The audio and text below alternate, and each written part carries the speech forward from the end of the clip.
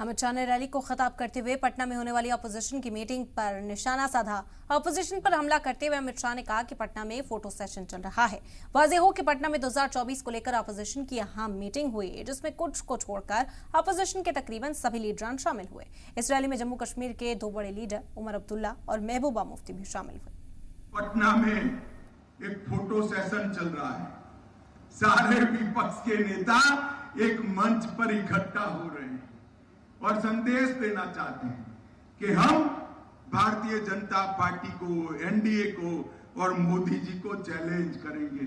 मैं सारे विपक्ष के नेताओं को एक कहना चाहता हूं, कितने भी हाथ मिला लो, आपकी एकता कभी संभव नहीं है, और हो भी गई तो कितने भी इकट्ठा होकर जनता के सामने आ जाइए। 2024 में 300 से ज्यादा सीटों के साथ नरेंद्र मोदी जी का प्रधानमंत्री बनना तय है।